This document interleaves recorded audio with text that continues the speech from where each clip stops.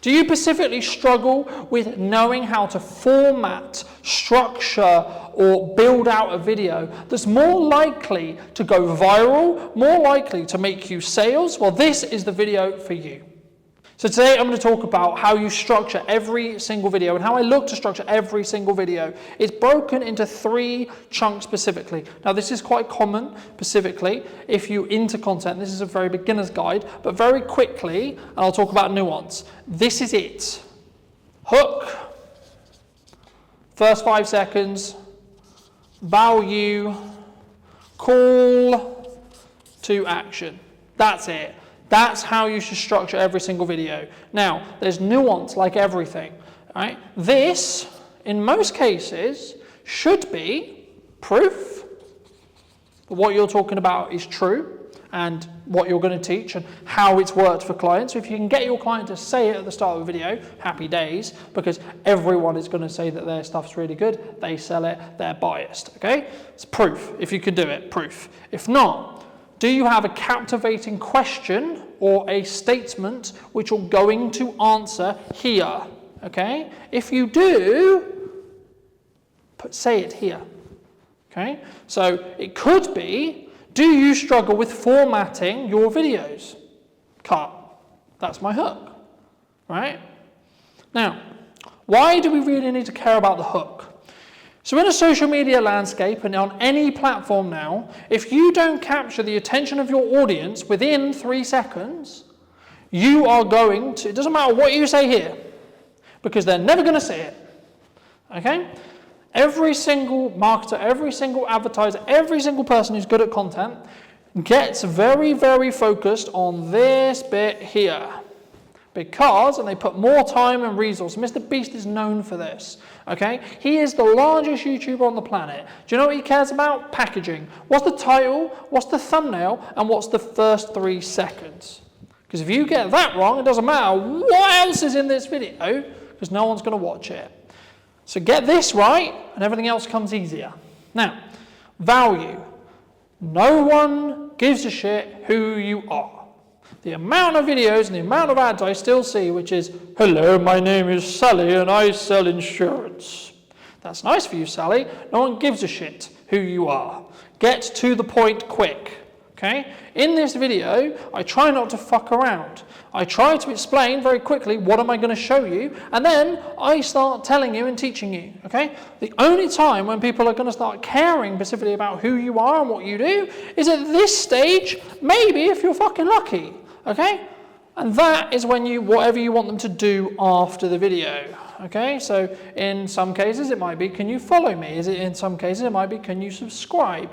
It might be, leave me your thoughts in the comments. It might be a more direct call to action, like I'm going to do on the end of this video, talking about my event, for example, that's happening on the 11th of September. So that's a direct call to action for you to go into the description and potentially purchase tickets. But what I'm trying to do in every video is firstly, stop your scroll, get your attention, hold your attention here. Then I'm trying to add value to you and give you an idea of what I'm potentially going to teach you in the workshop, what I'm potentially going to teach you if you come and you spend the 2 hours with me. And that's what my ask is. Now what you might find is people on retention, so a retention chart in most cases looks something like this on most videos, okay?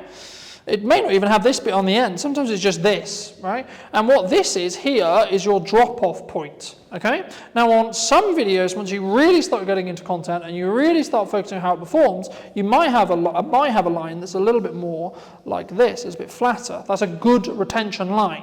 Now, what sometimes people do is they have maybe sponsored posts or an ad inside the video or a call to action halfway through or a third into the video. And what you'll see is a big drop like this. And because what people are doing is they're skipping that ad, right? They don't want to see the paid slot, so they're just skipping it, right? But you'll see that in your watch time retention chart. So if that is happening to you, your call to action is either too salesy, obviously an ad, or you haven't added enough value to your audience first to be able to ask Okay, Gary Vaynerchuk is notoriously known for this. One of his first books was basically the crux of the book was add value, add value, add value. Then you have the permission to ask something, right? It's normal to have something like this when it comes to your retention. Okay, so people come down, then it slightly builds, and then it comes down when you hit your call to action here. Okay, because most people are wired, especially on YouTube, to know when someone starts talking about thank you so much, please leave it with a like, leave it with a subscribe,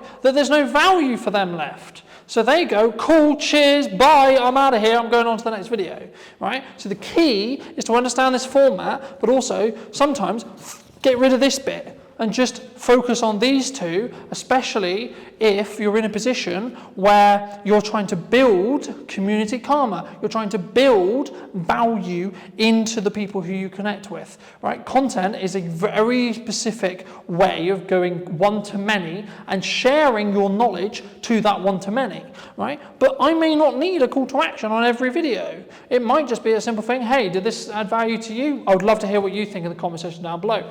And then that's it. You just cut the video off there. It's not about milking the call to action necessarily.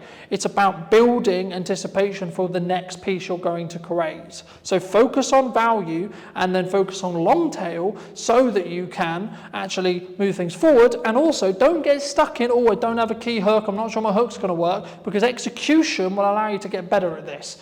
When I was first starting out making videos, and even maybe 2 years ago, I wasn't focusing on this format as much as I should. I'm now prioritizing two main things when I look at content. A, what is the value add to the audience? And B, how do I make sure I stop the scroll? That's the only two things I focus on when it comes to creating content. And if you would like to learn how I create content and how I utilize AI in that process, I'm going to be running an event on the 11th of September, 10 till 12, and I'd love to see you there. Tickets in the description down below. Feel free to drop me some comments or thoughts in the comments down below, and I'll see you very, very soon.